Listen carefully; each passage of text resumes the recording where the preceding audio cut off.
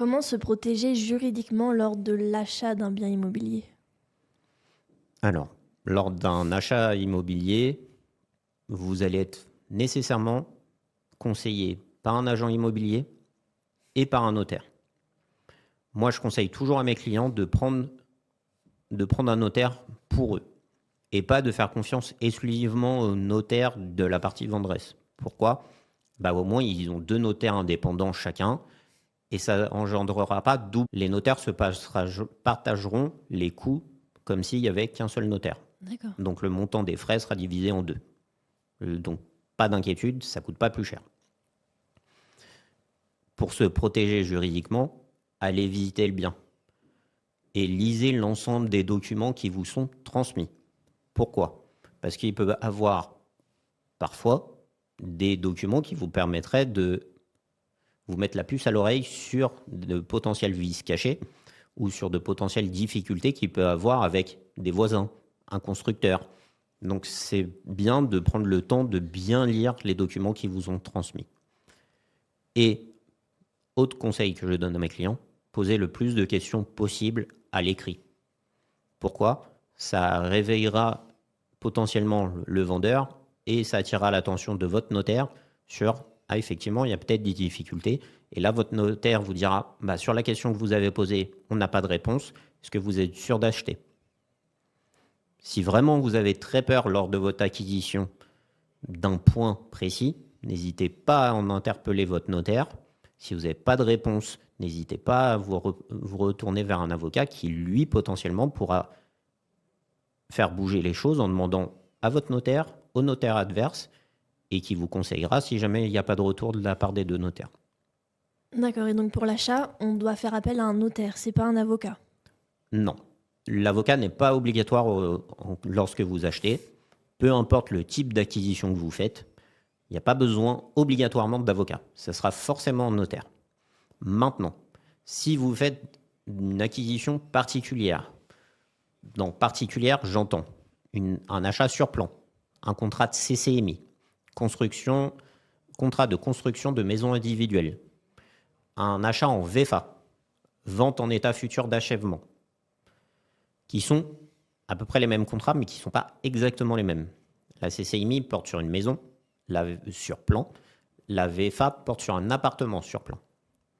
Ça peut être bien d'aller voir un avocat qui vous fera une relecture complète du contrat et qui vous dira attention, cette clause peut être en votre défaveur ou attention, ce contrat n'est pas complet. En matière de CCMI, aller voir un avocat est un peu moins intéressant. Pourquoi? C'est des contrats extrêmement encadrés par la loi, donc toutes les clauses sont obligatoires et on ne peut pas faire grand-chose. Concernant la VFA, par contre, c'est un contrat classique, donc les 2 parties peuvent ajouter ou modifier le contrat comme ils veulent. Que faire en cas de vice caché? On n'a pas fait appel à un avocat en amont ou un notaire, peu importe, et on se retrouve, on découvre ça, qu'est-ce qu'on peut faire? Alors, les vices cachés ont une définition juridique différente de ce qui existe dans l'esprit de tout à chacun. D'accord. Un vice caché, c'est un désordre tel qui fait que vous n'auriez pas acheté à ce prix-là et qui vous a été caché. Caché veut dire qu'il vous a été caché par le vendeur. Cela implique donc que le vendeur avait nécessairement connaissance du désordre. Je prends un exemple. Vous allez dans une maison que vous voulez acheter. Vous êtes content puisque la maison a été refaite à neuf. Les murs sont blancs éclatants et vous vous dites c'est bien, j'achète, je peux y vivre immédiatement. Après l'achat, 1, 2, 3 mois, vous vous rendez compte qu'il y a de l'eau qui remonte par les murs. Là, vous vous dites, même ça, personne ne m'avait prévenu. Si les infiltrations sont telles que le propriétaire avant ne pouvait pas ne pas en avoir connaissance, c'est un vice caché.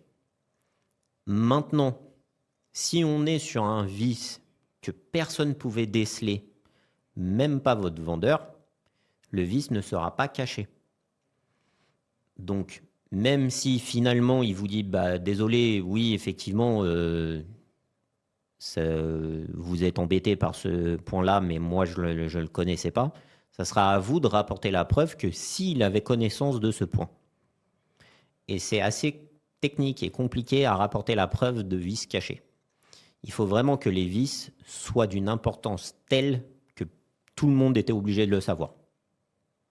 C'est pour ça que potentiellement, si vous constatez au cours d'une visite de l'eau quelque part, des poutres qui vous paraissent piquées par des insectes, des fissures, plein de petits détails qui sont de telle nature à créer une inquiétude chez vous, soit ne procédez pas à l'achat, soit faites-vous accompagner d'un expert technique qui, lui, pourra vous dire « Vous inquiétez pas, la fissure, c'est rien, c'est juste de la peinture qui a craquelé. » Ou potentiellement, attention, la fissure, si elle continue comme ça, votre maison, elle est par terre dans 2 ans. Est-ce que vous pouvez juste préciser entre le vendeur, parce qu'il y a 2 cas de figure, particulier à particulier et un particulier qui passe par une agence immobilière. Est-ce que le vendeur qui aurait caché le vice, ce serait l'ancien propriétaire ou est-ce que ce serait l'intermédiaire, le vendeur? Alors, quand on vend, généralement, on est toujours accompagné d'une agence immobilière, C'est vrai, la plupart du temps. dans 75% des cas. De toute façon, la responsabilité à chercher en matière de vices cachés, c'est avant tout du vendeur particulier qui vend. C'est lui qu'on va rechercher pour, si jamais il avait connaissance ou non du désordre. Donc il faudra apporter la preuve que votre vendeur, personne physique, a caché intentionnellement le désordre pour lequel vous entamez la procédure. Oui. Maintenant, si un intermédiaire intervient, une agence immobilière, potentiellement, une faute également peut être recherchée. Pourquoi? Elle a vu qu'il y avait une fissure. L'agent immobilier a vu qu'il y avait une fissure. Et il est censé voir ce genre de choses. Il est censé voir ce genre de choses et il est censé vous le dire.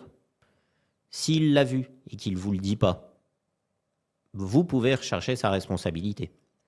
Si jamais vous arrivez à rapporter la preuve que c'est l'agent immobilier qui a conseillé la partie adverse de refaire la peinture pour cacher les dégâts qu'il pourrait avoir, potentiellement sa responsabilité peut être engagée. Ça peut donc marcher dans les 2 sens. Je suis acquéreur, je suis victime de vices cachés, j'engage la responsabilité du vendeur, mais également de l'agence immobilière. Je suis vendeur et mon acquéreur vient me rechercher en responsabilité. Je peux appeler l'agence immobilière en garantie parce que c'est elle qui m'a conseillé de faire des travaux, c'est elle qui m'a conseillé de rien dire sur les désordres que je connaissais et du coup, c'est à elle de venir en garantie avec moi pour payer les condamnations.